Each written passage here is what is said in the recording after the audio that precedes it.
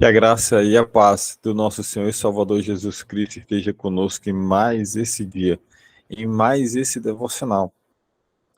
Que nós possamos aguardar pela sua volta, ansiosos, como quem espera por um prato saboroso. Você já esperou por algo saboroso, ansioso para experimentar? Muito bem. Quero que você considere algumas perguntinhas que eu vou fazer para você aqui agora. Você já parou para pensar na promessa da volta de Jesus Cristo? Como essa promessa afeta a sua vida diariamente e a perspectiva de viver com Ele eternamente? Esse retorno, ele vai ser antes ou depois da grande tribulação? Como estar preparado para a volta de Jesus? Como que nós podemos nos preparar para estar em santidade na volta de Cristo? O que nós sabemos é que em um mundo cheio de intensas tribulações, percalços e dificuldades, a promessa da volta de Jesus, ela é um grande farol que nos traz esperança para todos nós que somos cristãos, para aqueles que acreditam em Cristo Jesus. Nesse devocional hoje, nós vamos deixar com que o próprio Espírito Santo nos mostre claramente a profunda significância dessa promessa e como essa promessa deve moldar as nossas vidas enquanto nós aguardamos ansiosamente a volta de Cristo Jesus. Se você puder, curva sua cabeça e vamos orar juntos. Bondoso Deus, amado Pai, graças te damos por mais esse momento. Obrigado, porque até aqui o Senhor tem nos ajudado. Cuida de nós, Paizinho eterno, para que nós não nos desviemos nem para a direita, nem para a esquerda, mas que nós possamos caminhar com passos firmes, olhando para Cristo Jesus como alvo, autor e consumador da nossa fé. Pai, fala conosco em mais essa manhã, em mais esse devocional. Que o Teu Espírito Santo possa agir no meio de nós. E que nós possamos aplicar todo o ensinamento, tudo aquilo que o Senhor quer falar para nós em nossas vidas. Não só como ouvintes, mas como atuantes na prática do Teu Evangelho. E que acima de tudo, Pai, acima de tudo, Senhor, seja feita a Tua vontade nas nossas vidas. É o que nós oramos e já te agradecemos. Amém. Amém. A primeira leitura que nós vamos fazer hoje está no Evangelho de Lucas. No Evangelho de Lucas, no capítulo de número 12, no versículo de número 40. Se você tiver sua Bíblia, você vai fazer a leitura conosco lendo a sua Bíblia. Se você não tiver uma Bíblia na sua mão, eu vou compartilhar a palavra de Deus na tela do seu computador, do seu celular. E já deixamos algumas pessoas escaladas para fazer as leituras de hoje. Então, se eu não me engano, a tia Jane vai começar a fazer a leitura, né, tia? Então, pode ligar o microfone e fazer essa leitura para nós. Amém. Portanto, estai vós também apercebidos, porque virá o Filho do Homem a hora que não imaginais. Amém. Amém, glória a Deus. O apóstolo João, ele escreveu no livro de Apocalipse sobre essa visão, a visão que ele teve sobre a volta de Cristo. Ele descreve Jesus como aquele que é fiel e verdadeiro. Olha só o que está escrito em Apocalipse 19, no versículo 11. 19, versículo 11. E vi o céu aberto, e eis um cavalo branco, e o que estava assentado sobre ele chama-se Fiel e Verdadeiro, e julga e peleja com justiça. Amém, glória a Deus. Ele é fiel e verdadeiro. Essas palavras, elas são verdadeiras, é óbvio. Claro, isso nós não temos dúvida.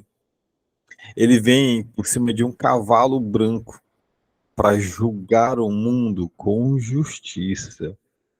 Ele julga e guerreia com justiça.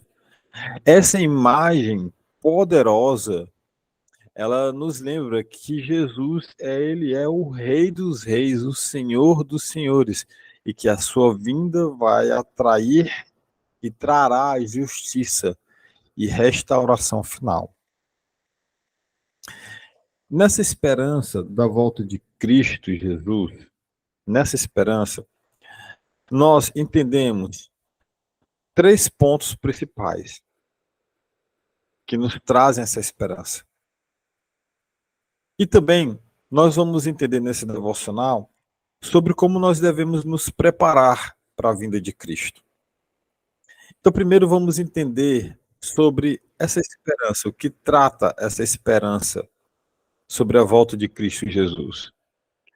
Primeiro, a justiça e a redenção, como está explicando aqui. A volta de Jesus, ela vai trazer justiça completa sobre toda iniquidade, sobre todos os problemas, sobre o pecado.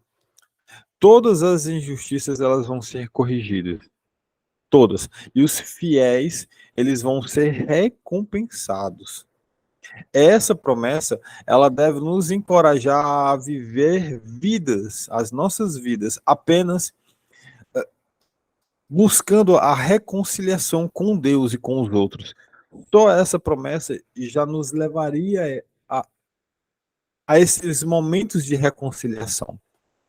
Olha o que está escrito em Romanos, no capítulo 12, no versículo 19.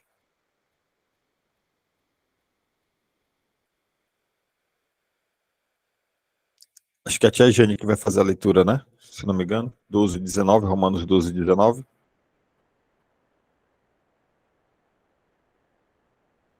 Glória a Deus.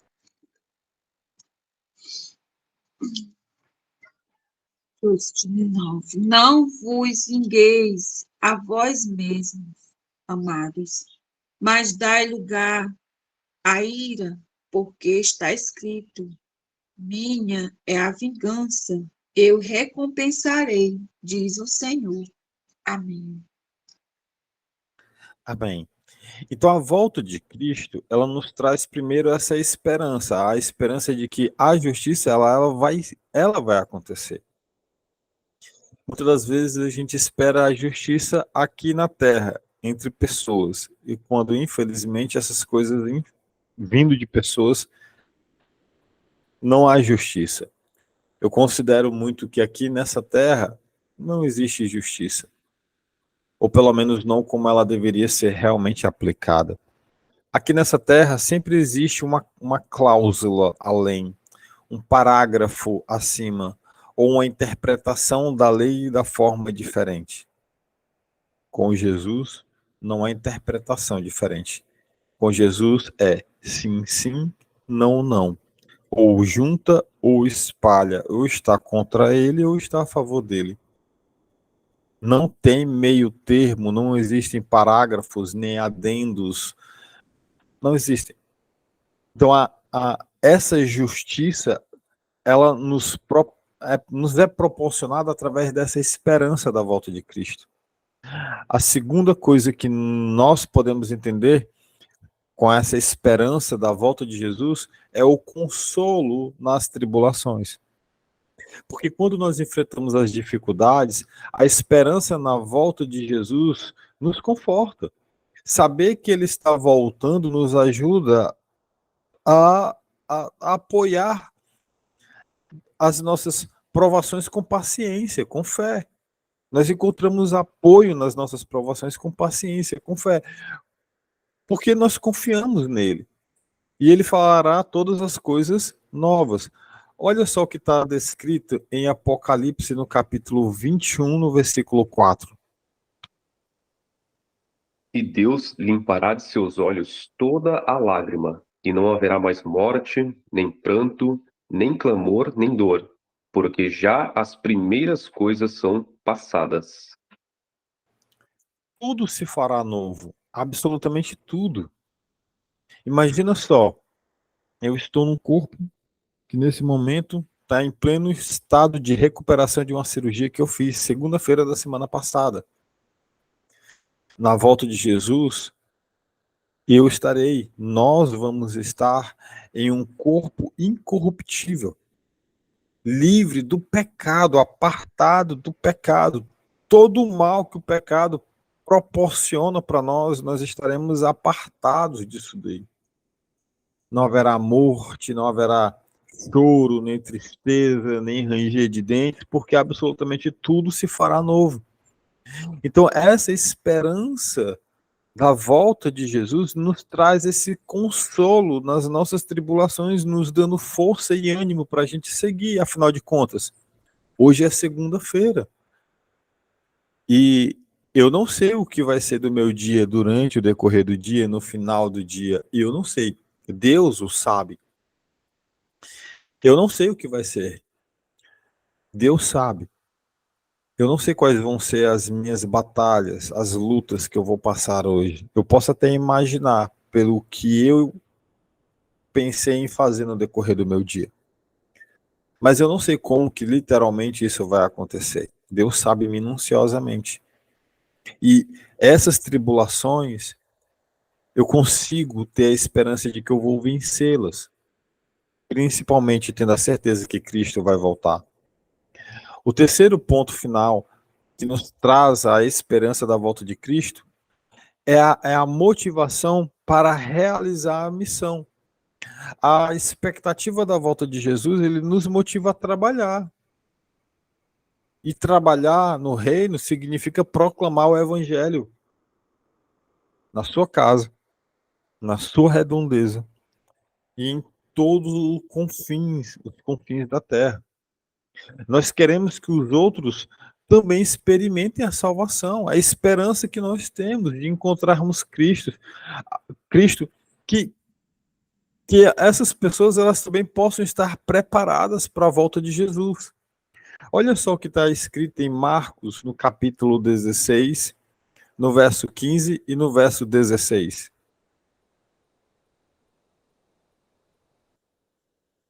E disse-lhes: Ide por todo o mundo, pregai o evangelho a toda a criatura. Quem crer e for batizado será salvo, mas quem não crer será condenado. Amém. Você percebe aqui que Jesus ele não está pedindo um favor? Ele não está dizendo assim, olha, por favor, se der, quando você tiver tempinho, vai e prega o evangelho. Ou ele está dizendo assim, ó, nas suas horas vagas, prega o evangelho. Ou por acaso aqui está escrito, olha, sabe, no dia que você lembrar de João 3,16, se você puder falar para alguém, você pode pregar o evangelho? Não está escrito isso aqui.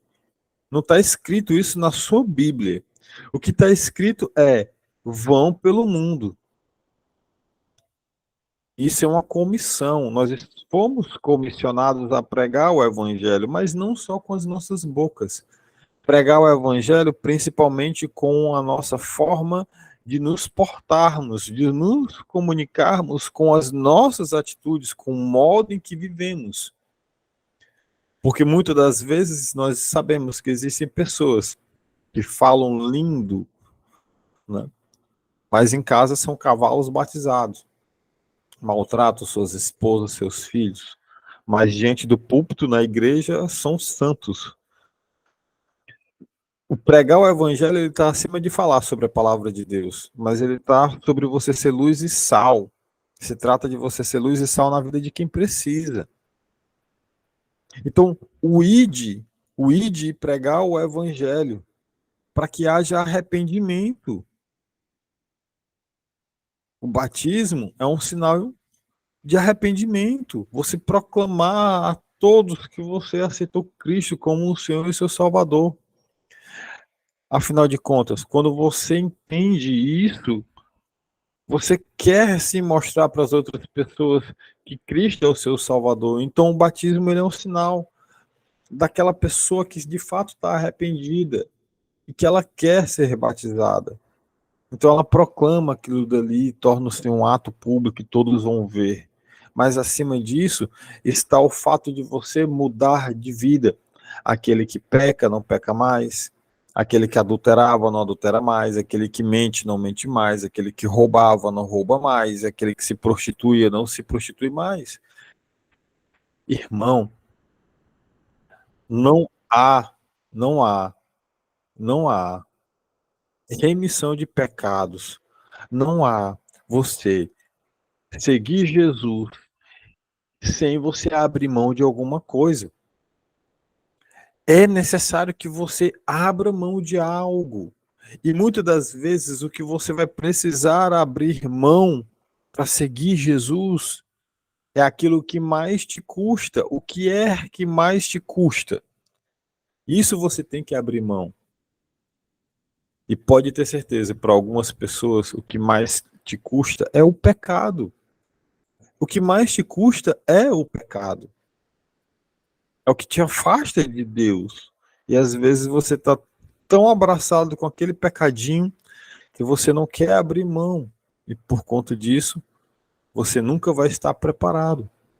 Portanto, o estar preparado inclui alguns princípios. O estar preparado inclui alguns princípios. Então, entendo, o que nós aprendemos aqui até agora sobre a esperança da volta de Cristo, o que é que ela nos proporciona, essa esperança? Nós entendermos que a justiça vem de Deus. E todas as iniquidades, todos os problemas que nós estamos passando, nós não precisamos nos vingar, porque a vingança é do próprio Deus. O segundo é o consolo das nossas tribulações, dos nossos problemas, os mesmos percalços, nós encontramos na esperança da volta de Cristo Jesus o consolo para as nossas tribulações. O terceiro é a motivação para realizar a missão, a comissão a qual nos foi proporcionada, a qual nos foi orientada pelo próprio Cristo. Ide, pregar o evangelho. E como nós lemos aí em Marcos, no capítulo de número 16, no versos 15 e 16. Dito isso, entendendo essa esperança que nos traz em cada um desses 3 pontos, nós temos que nos preparar para a volta de Cristo, porque imagina se ele voltar agora. Pergunto para você, você tem a certeza que você estará salvo? Eu falo por mim. Eu tenho certeza da minha salvação. E não por arrogância ou por ser julgar de forma dolosa ou mentirosa, não por isso, mas porque eu tenho certeza sobre de onde eu vim, de onde Deus me tirou e de onde Deus me colocou. Eu tenho uma certeza absoluta disso. Você tem certeza? São 3 pontos aqui para a gente entender. Primeiro, Jesus, ele nos advertiu a estarmos preparados para a sua vinda, porque ela vai ser inesperada, assim como nós vimos no início, na leitura inicial. Ela vai ser inesperada. Então, o primeiro passo, quando nós aceitamos Cristo como Senhor e Salvador nas nossas vidas, é o crescimento espiritual. Nós devemos buscar crescer espiritualmente através da oração, da leitura da Bíblia e da comunhão com outros crentes, com outros cristãos, com outras pessoas que professam a fé. Olha o que está escrito em Atos, no capítulo 2, no versículos 42 ao 47. E perseveravam na doutrina dos apóstolos, e na comunhão, e no partir do pão, e nas orações. Em cada alma havia temor, e muitas maravilhas e sinais se faziam pelos apóstolos. Todos os que criam estavam juntos e tinham tudo em comum. Vendiam suas propriedades e fazendas e repartiam com todos, segundo cada um tinha necessidade. E perseverando unânimes todos os dias no templo e partindo o pão em casa, comiam juntos com alegria e singela de coração, louvando a Deus e caindo na graça de todo o povo. E todos os dias acrescentava o Senhor à igreja aqueles que se haviam de salvar. Amém. Glória a Deus. Viver em unidade com o corpo de Cristo. Viver em unidade. Sabe, na igreja em que eu congrego, ela não é uma igreja aqui em Fortaleza grande. É uma igreja pequena. Ela tem 60 membros. 60 membros. E nós conhecemos uns aos outros. Nós partilhamos da comunhão uns para com os outros. Nós nos importamos uns para com os outros. Sábado eu falei isso no devocional de ontem. Eu estava em casa com a minha esposa e levei meu filho depois do devocional para a quadra. A gente foi levar ele para jogar bola e eu, por recomendações médicas, fiquei andando ali do lado externo da quadra enquanto ele jogava ali futebol. E a minha esposa ligou dizendo que tinha uma amiga da igreja, uma amiga nossa da igreja, uma irmã, que nos convidou para irmos a Guaramiranga. Aí eu disse, amor, sabe as condições? Ela disse, olha, não se preocupe, é presente. Nós fomos a Guaramiranga, passamos uma tarde e noite maravilhosa. Olha, 20 graus lá estava fazendo, não estava chovendo, céu limpo, maravilhoso. Companhias agradáveis. Tomei chocolate quente com queijo na chapa. Teve tapioca, teve café com leite, teve café. Olha, teve pão com queijo e presunto. Depois a gente tomou sorvete no frio, nós tomamos sorvete. Foi maravilhoso. Comemos churrasco, eu não, né? Mas comeram churrasco lá. Enfim, foi maravilhoso, um momento de unidade na presença de Deus. Fomos conversando, louvamos ao Senhor. Louvamos ao Senhor, conversamos muito, trocamos experiência. Foi tão maravilhoso. Comunhão, empatia, amor, uns para com os outros. Oramos muito, oramos quando chegamos, oramos antes de sair, oramos no percurso, oramos em unidade, uns para com os outros. Isso é ser igreja. É o crescimento espiritual que nós devemos passar. Que nós nos proporcionamos uns para com os outros. Segunda coisa, além do crescimento espiritual, que é nosso dever para nos preparar na volta de Cristo Jesus, é viver uma vida santa.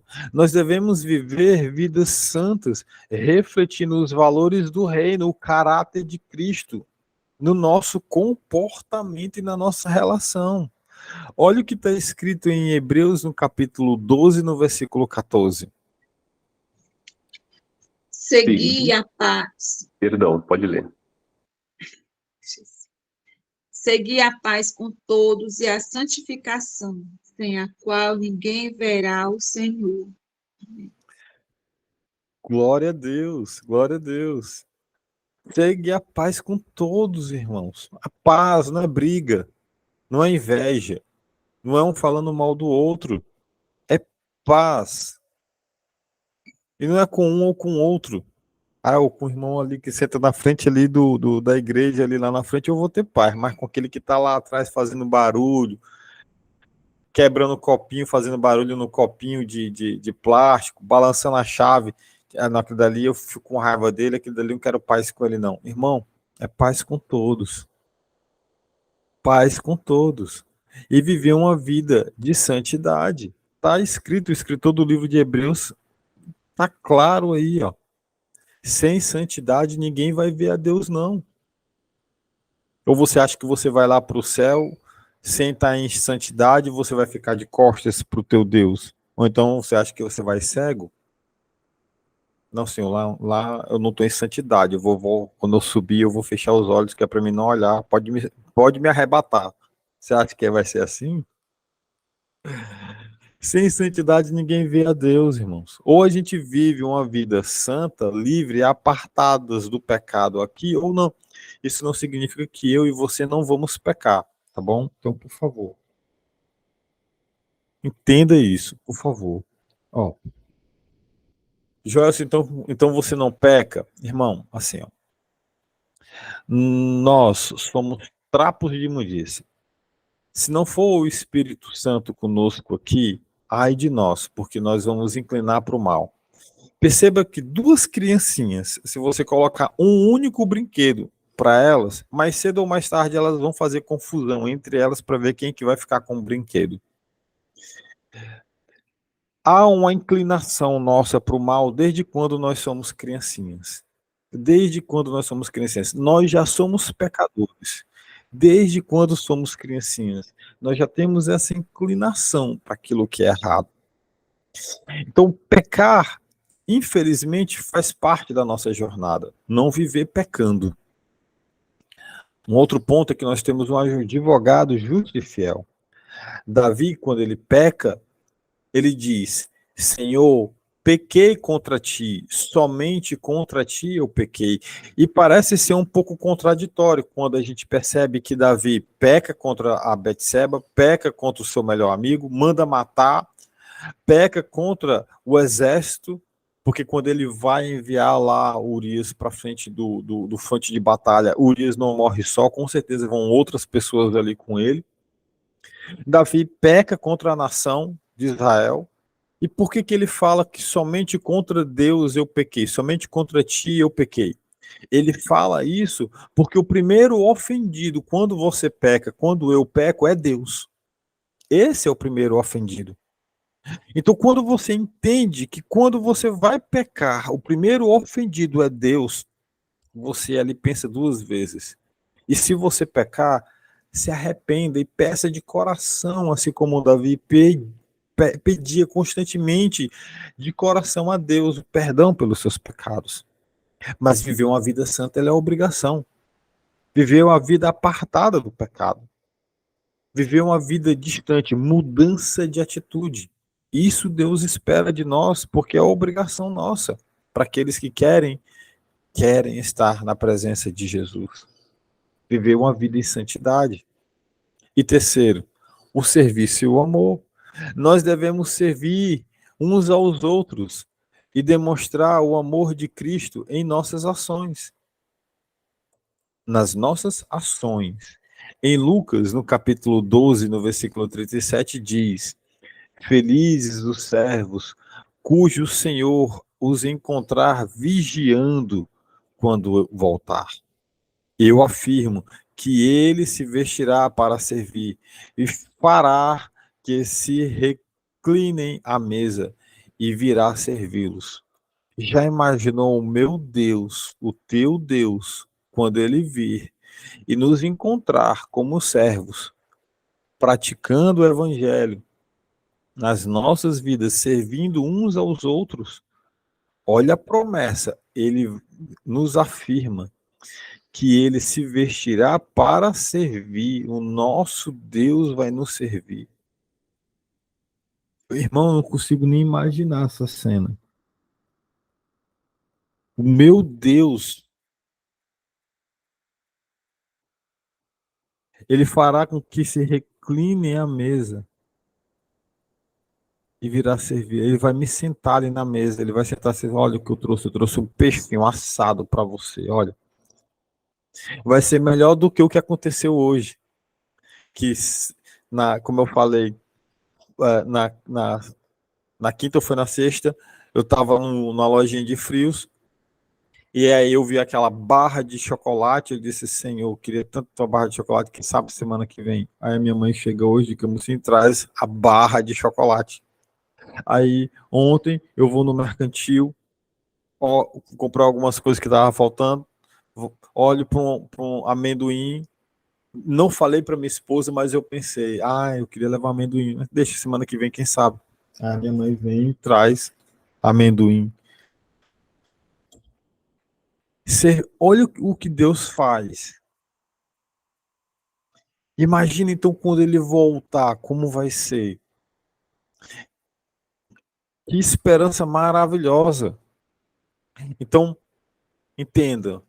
Primeiro, a esperança da volta de Cristo nos traz a esperança sobre a justiça e a redenção, sobre todos os momentos difíceis que nós estamos passando.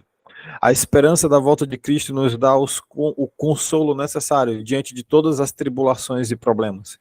E ela nos dá a motivação para nós seguirmos na missão, proclamando o Evangelho de Cristo. Isso é o que nos traz a esperança.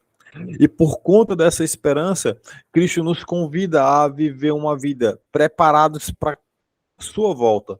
E essa vida em preparação nos traz 3 lições. O primeiro, que nós devemos ter um crescimento espiritual. O segundo, que nós devemos viver uma vida santa. E o terceiro, o serviço e o amor. Servir o próximo por amor. A volta de Jesus ela é uma promessa que nos enche de esperança e nos chama a agirmos, nos chama à ação. Que nós possamos viver a expectativa da sua vinda, vivendo na justiça, no amor e no serviço. Na justiça, no amor e no serviço. Não a justiça desse mundo, não o amor que esse mundo fala, e não o serviço que esse mundo proclama. Na justiça de Deus, no amor dele e no serviço dele. Assim, nós vamos estar preparados para encontrá-lo quando ele retornar. E quando ele vai voltar, se a volta dele vai ser antes ou depois da tribulação, isso para mim não importa. Se ele vai voltar antes da tribulação ou não, eu vou estar pronto. Você vai estar pronta? Vai estar pronto? Então a resposta se vai ser antes ou depois da tribulação, não importa. Se você puder, curva sua cabeça e vamos orar juntos. Bondoso Deus, amado Pai, graças te damos, Senhor, por mais esse maravilhoso momento. Obrigado, Pai, por cada momento de carinho que o Senhor nos proporciona. Porque mesmo que a gente não peça, ainda assim o Senhor é tão carinhoso e nos dá. Obrigado, Paizinho. Muito obrigado, Pai, por cada ato de carinho que o Senhor tem para com a gente. Eu me sinto acariciado pelo Senhor. Eu me sinto acariciado, seguro. Eu me sinto seguro, Pai. Eu me sinto teu amigo. Eu me sinto íntimo. E não mereço nada disso. Nós não merecemos nada disso. Obrigado pelo teu amor, pela tua graça, pela tua misericórdia. O que seria de nós se não fosse isso? O que seria de nós se não fosse tu, ó Pai? O que seria de nós se não fosse Cristo Jesus? O que seria de nós se não fosse o Espírito Santo nos guiando pela bondade? Pai, que as nossas vidas possam proclamar o Evangelho. Que nós possamos não ser apenas ouvintes da tua palavra, mas praticantes dela. Que a nossa vida possa ser luz e sal na vida daquelas pessoas que necessitam. Cuida de nós, nos livrando do homem mau, do laço do passarinheiro. Provê, Pai, o pão nosso de cada dia hoje. Não só o alimento, não só o vestimento, mas tudo aquilo que nós precisamos para vivermos uma vida digna e reta diante de Ti, Pai. Cuida de nós, Senhor. E que, acima de tudo, seja feita a vontade, a Tua vontade nas nossas vidas, Pai. É o que nós oramos e assim já Te agradecemos. Amém.